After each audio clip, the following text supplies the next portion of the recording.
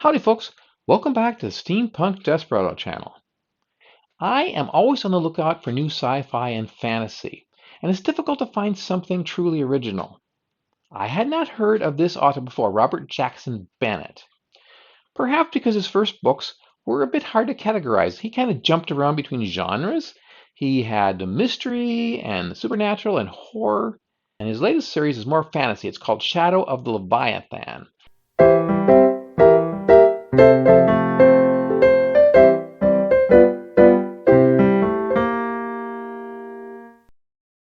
The two books I'm going to talk about, and the third is coming out next year, are much in the vein of a fictional detective of the Victorian era.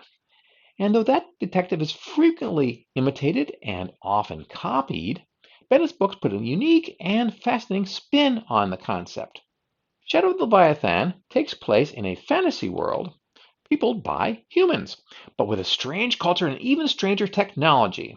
When steampunk was all the rage, it would have surely been called steampunk because they were calling everything steampunk. It wasn't like futuristic. More properly, it is biopunk. Because though this world seems archaic in many ways, it is powered by a really unusual type of biological engineering. And we'll look into that deeper later. These stories are a first-person narrative by a young man named Dennis Cole. With some difficulty, he has found himself a position in the law enforcement arm of the great empire that rules most of the continent. This was not the prestigious position he was shooting for, which was the guard, which protects the empire from external threats. But he can't be picky because he is dyslexic. It's not a term that they recognize in this world, and so it's made it very difficult for him to pass the exams that are required for any sort of advancement in society. They consider him to be just stupid. He's not. He just has trouble reading. His immediate superior is not somebody he'd have selected either, but he can't be picky. Her name is Anna Delabra, an accomplished but extremely eccentric investigator who has just been exiled to the hinterlands for some unknown reason. Din serves as her apprentice, her assistant, and her all-around gopher. Their job, criminal investigation. In the first book, they are investigating a series and mysterious deaths of prominent people. I wasn't much more than a couple chapters in when I thought, gee, this reminds me of Holmes and Watson, except that the Watson is much younger, and Holmes is an elderly woman. And she's very strange, so much so that Holmes's eccentricities seem really normal by comparison.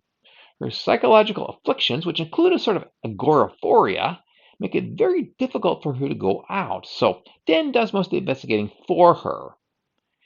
And she has very odd and off-putting eating habits. She wears a blindfold most of the time and claiming that too much sensation overwhelms her. But of course, her other senses are enhanced by that, right? Like Holmes, she's fond of drugs, but not the morphine and cocaine that Sherlock likes. No, this is the strange botanical psychedelics of this world. Two things make this series particularly outstanding. The characters, in particular Anna and Din, of course, but also the world building. The society did not come across their biopunk technology by accident. Or did they? It's because of the fauna of their world. In particular, the giant sea creatures called Leviathans. We tend to think of Leviathans as being a kind of whale, but they're nothing like that. They have many legs, and no two are alike. They're kind of gross creatures, actually. Periodically, they come out of the sea to wreak destruction on the land until the people have to take them down. They have to kill them, otherwise they continue rampaging. It's not just their savage nature that's the problem, it's their blood. Their blood has highly mutagenic properties, and it poisons the land and the people that they encounter. The people have made lemonade from those lemons, however. They've discovered how to use Leviathan blood to modify both plants and animals and themselves. Din is one of these people. His modifications have classified him as an engraver, which is somebody with a perfect memory, which is very helpful in detective work. And other things. I imagine kind of legalistic things, recording documents. It's all in your head in that situation. Other mods that exist in this world give people mathematical abilities, much like the mentats in Dune, or super strength, or artistic ability, or whatever. Of course, there's a price. Depending upon the mod, the consequences might be premature aging, tendency to depression, and so on. Most frequently, they rendered the modified person sterile. In Din's case, it was a sacrifice that he made to support his impoverished family. As for Anna, Din is always wondering what makes her so weird, and he asks her and she refuses to tell him. Maybe her psychological maladies are the way she is. Maybe that was the way she was raised, etc. Despite the amazing world that Bennett has crafted, I had a couple misgivings in the beginning. These books have one of the maladies, one of the typical tropes of modern fantasy, in that there are no apparent sex distinctions in their society. There are so many, perhaps more, women in positions of power than men, including the military. Now, I'm not saying that that's a problem. It's just that it's become a trope, and it's kind of seems kind of unlikely the fantasy society wouldn't have some kind of division of labor between male and female. Another thing that bugged me at first was that the Holmes was female and Watson was bisexual. I thought at first that this was part of the message that Critical Drinker is always going on about. But I changed my mind. I decided it is appropriate to the story. The Empire's societal quirks illustrate the effects of ubiquitous modifications made possible by the Leviathan blood.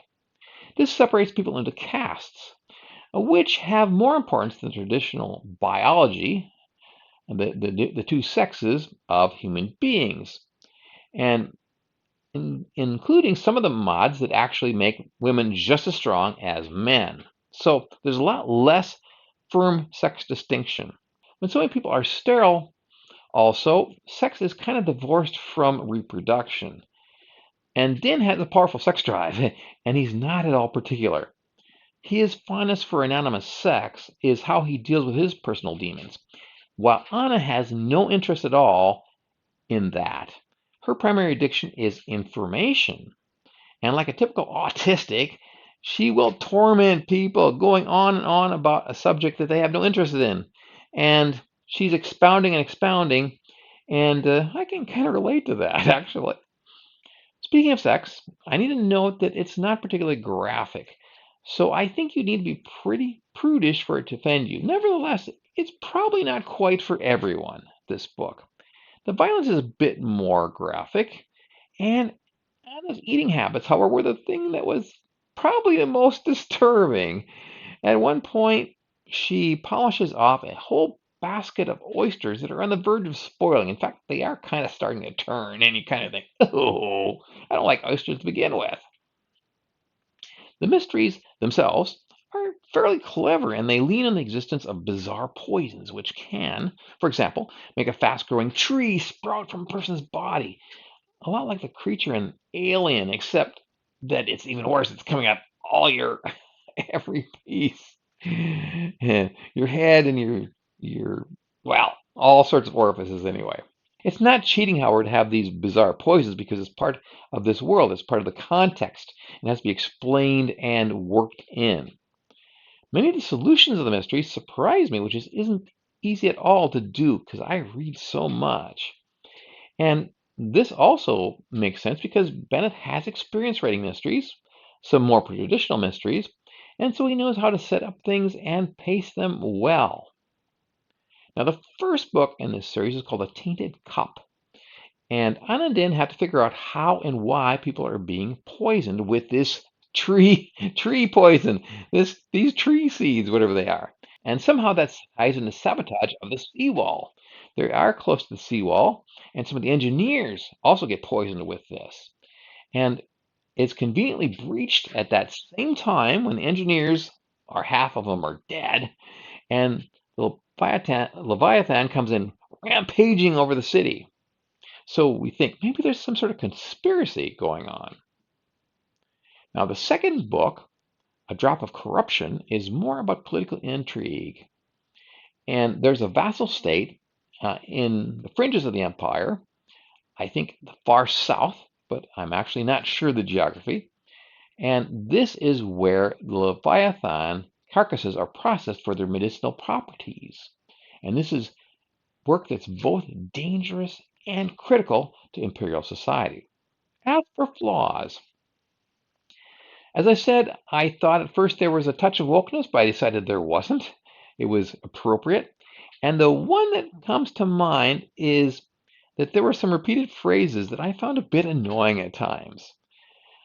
For example, the author keeps describing Din's method of recall. It involves smell. He brings these little vials around, and because smell is tied to memory, and his eyes always flutter when he does that. So these descriptions get a little bit tiresome. We can kind of take it for granted that he's doing that, but that's a very minor complaint. And considering the richness of the world, then these books immerse you so completely, that's hardly to be considered. Thus, I'm eagerly awaiting the third book in the series, due to come out next year. I give Shadow of the Leviathan an enthusiastic endorsement for steampunk fans. All of you out there will really like it. Probably not everybody, probably people that are more into hard sci-fi won't care for it, but I definitely think there's a big fandom for this book, and it will increase over time. Now, before the Leviathan series, this author, Robert Jackson Bennett, has published 11 novels, at least 11 others, and they, as I said, are an interesting variety, and I will probably check some of them out, but none of them were as much my forte as this particular series. So we'll see how it goes. In any case, this has been my review of the Shadow of the Leviathan series by Robert Jackson Bennett. And let me know what you think about it in the comments below. Please like and subscribe. Click the bell for notifications because my schedule has been a little bit more erratic lately. So I'll let you know when a new one is come out. Please also check out my works on Amazon. I'll have links in the description. And among others, I have one called Fidelios Automata about a Cuban inventor at the turn of the 20th century who works both with Edison and Tesla. Not at the same time, though. And it's pretty interesting, I think. I have a sequel written, but it's been sitting in my computer for a couple of years because I still have to edit it and get it into shape. So who knows, one of these days. For now, this is Steampunk Desperado saying adios, amigos. From the Steampunk Desperado channel, where the past meets the future and the present is extraordinary.